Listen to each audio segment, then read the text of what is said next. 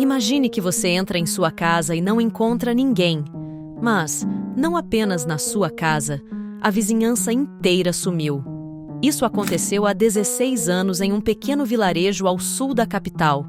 A região ficou conhecida como o Vilarejo Fantasma do Sul. Porém, esse vilarejo não é fantasma de verdade, pois existe ainda um morador, Josias. Eu era criança na época. Tinha passado o final de semana na casa da minha Dinda, que morava na cidade ao lado do vilarejo, descendo a estrada. Fui ver o circo. Minha mãe não queria deixar, sabe? Mas eu insisti, e me arrependo até hoje. Quando voltei para casa na segunda-feira de manhã, não encontrei mais ninguém. Josias aceitou falar com a gente com duas condições: não mostrar seu rosto, nem dizer seu verdadeiro nome. Por isso, perguntamos se ele gostava de Josias. Ele disse que sim. Então, esse é o nome que demos para ele. Hoje, vamos tentar desvendar os mistérios desse vilarejo quase fantasma e tentar entender o que leva alguém a viver sozinho nesse lugar. Eu sou Valéria e esse é o Além do Enigma.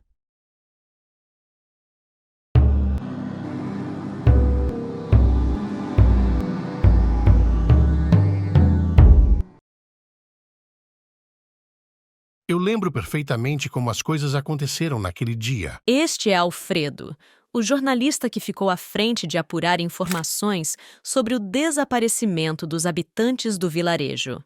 Naquele mesmo período tinha acontecido alguns furtos na feira da cidade e eu fiquei encarregado da matéria sobre esses furtos.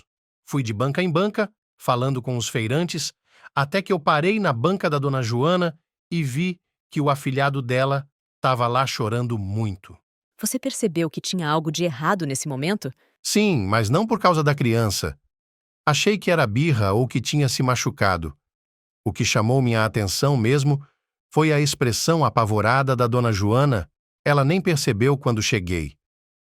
Chamei a atenção dela e perguntei o que estava acontecendo, mas ela não disse nada. Aí foi que a criança virou para mim e contou tudo.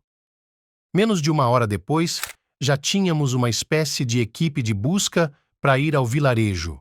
Demorei para entender o que tinha acontecido, porque estava tudo normal.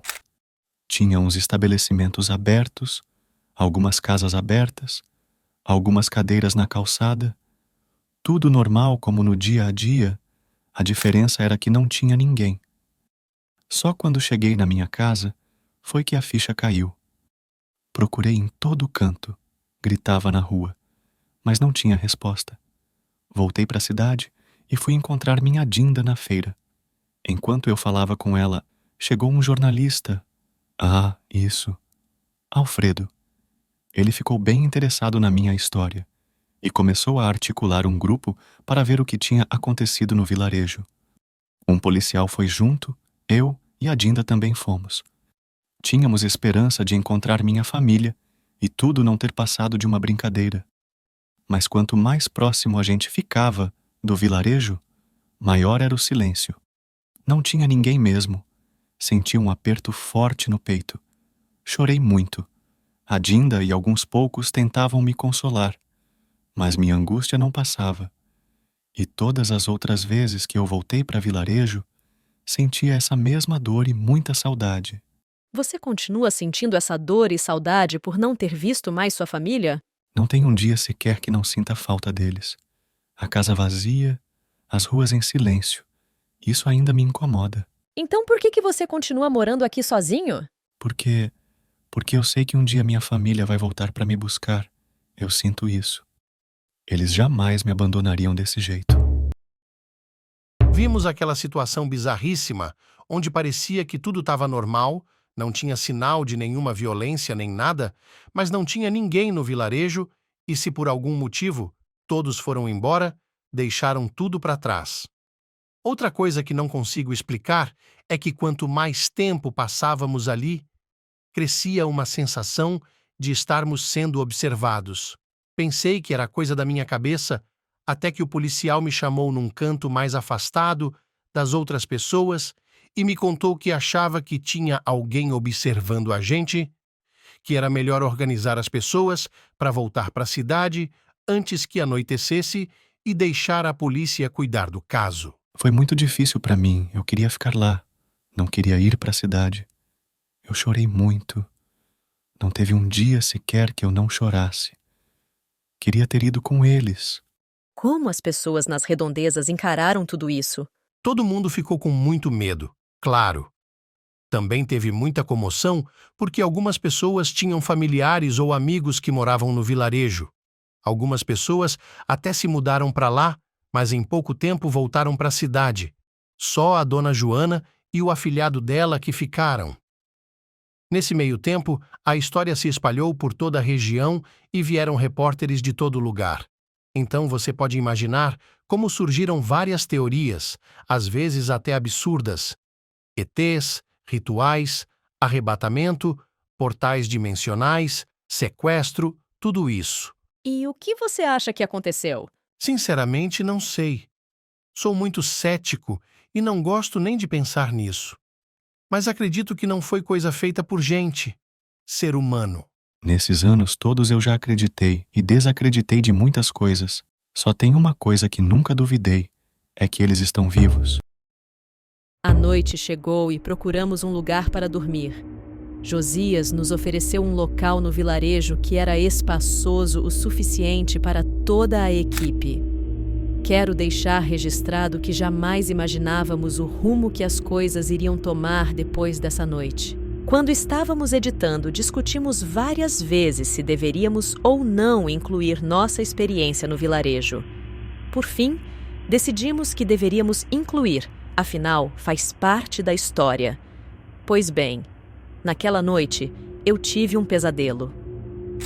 Não lembro de muita coisa, só da sensação horrível e que meu tio-avô, o Sr. Bernardo, estava nele e queria me entregar um presente. Até aí, tudo bem. Enquanto tomávamos o café da manhã, comentei sobre o pesadelo. Descobrimos ali que cada um tinha tido um sonho ruim naquela noite. Todo dia que eu ia ao vilarejo, eu tinha um pesadelo.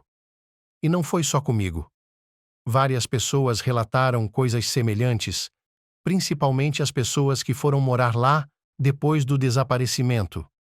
Por isso, elas voltaram para a cidade.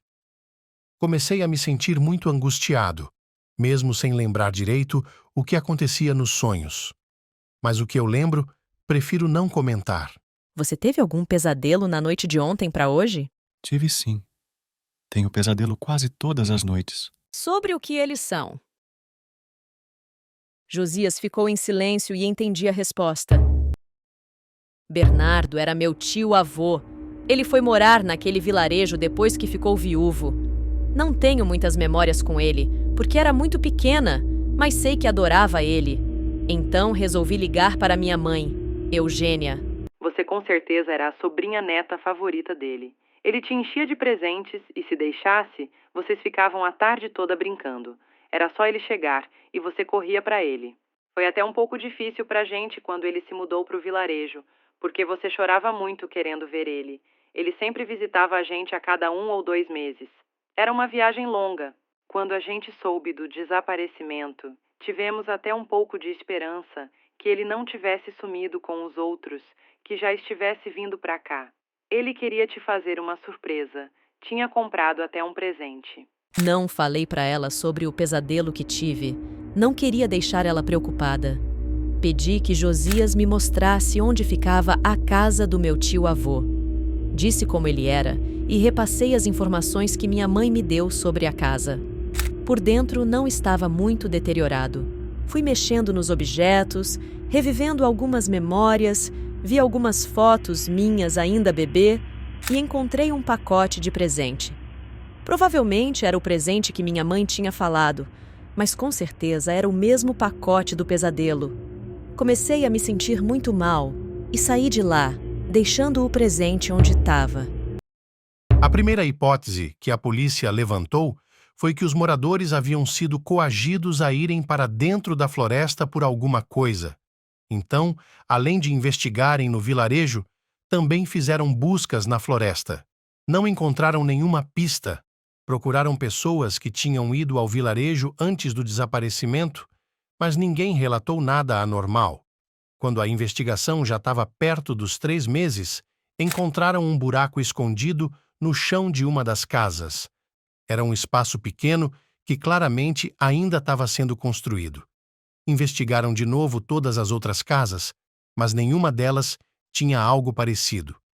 No fim, a polícia chegou em lugar nenhum. Nessa altura, mais ou menos uns 6 meses depois do desaparecimento, os repórteres de fora já tinham perdido o interesse no vilarejo. Depois do pesadelo, todos da equipe começaram a se sentir vigiados.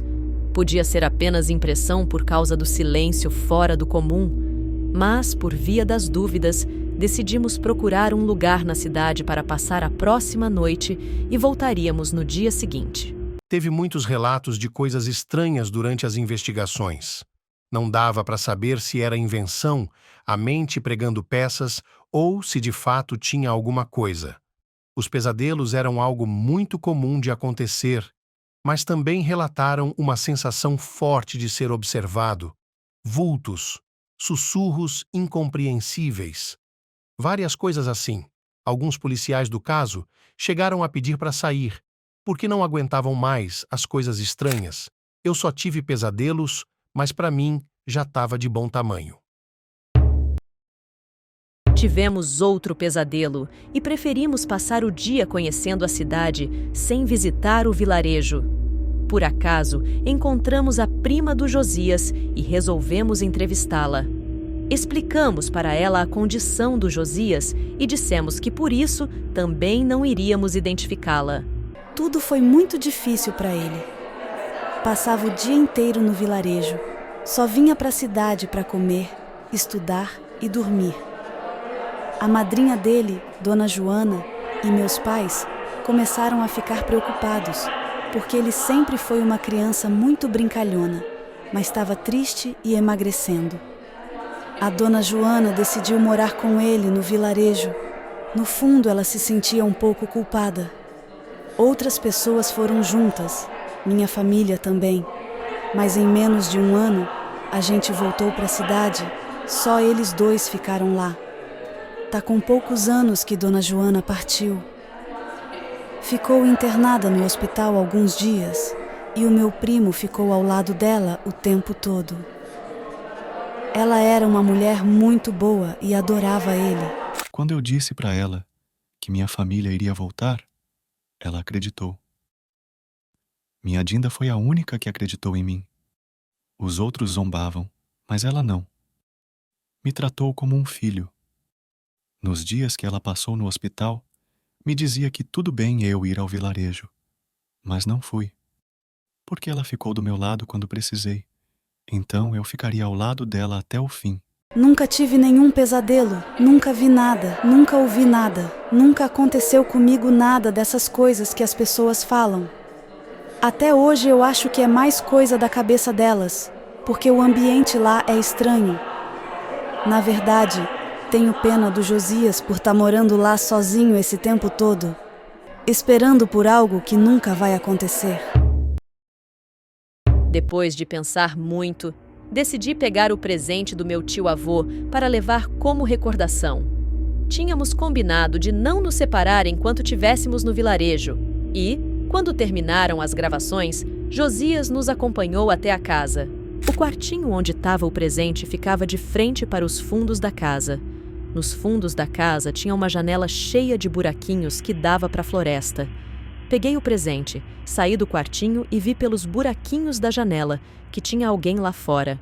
Não dava para ver nenhum detalhe, mas claramente era uma pessoa e não estava lá antes. De repente, Marcelo, que faz parte da minha equipe, começou a bater na porta da frente me chamando. Tomei um susto, mas logo saí. Vi que o Josias estava correndo em direção a uma das casas e Marcelo me contou que eles tinham visto um vulto naquela direção e me perguntou por que eu tranquei a porta. Falei que eu não tinha trancado e que tinha visto alguém na parte de trás da casa. Demos a volta na casa, mas não tinha ninguém lá. Decidimos voltar para a cidade e chamar a polícia, porque ficamos com muito medo. Algumas horas depois, ligaram da delegacia avisando que estava tudo bem com Josias e que os vultos eram apenas imaginação.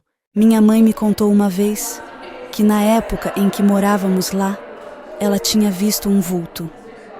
Nesse dia, ela estava de cama com muita febre. Falou que viu uma pessoa passar na porta do quarto. Fez a gente revirar a casa para dizer o óbvio, né? Não tinha ninguém lá além da gente de casa. Foi só a imaginação dela por causa da febre. Eu fiquei na dúvida se realmente queria descobrir o que tinha acontecido com os habitantes daquele vilarejo, porque com certeza não seria fácil de explicar ou de acreditar. Antes de irmos embora, fomos nos despedir de Josias. Algumas pessoas me chamam para morar na cidade. Uma vez, já me ofereceram até um emprego bom, mas não quis. Só saio daqui com a minha família quando eles voltarem para me buscar. Eu sei que eles vão voltar. Não volto mais no vilarejo fantasma do sul. Posso até mudar de ideia por algum motivo especial.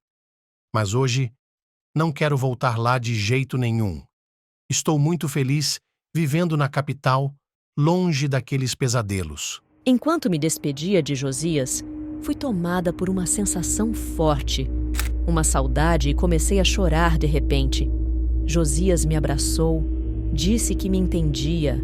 Por um momento, tive a impressão que Bernardo, meu tio-avô, iria voltar para me buscar.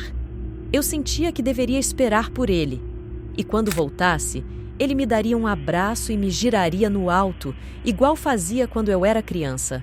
Acontece que eu não sou mais uma menininha e nem ele conseguiria mais me girar no alto. E apesar de só ver ele de novo ser o suficiente, acredito que algumas coisas devam ser deixadas no passado, principalmente quando elas exigem abrir mão do futuro. Levo o presente para que Bernardo fique em paz, seja lá onde estiver. Josias reside naquele lugar por esperança, e nós nos despedimos com uma experiência que jamais vamos esquecer.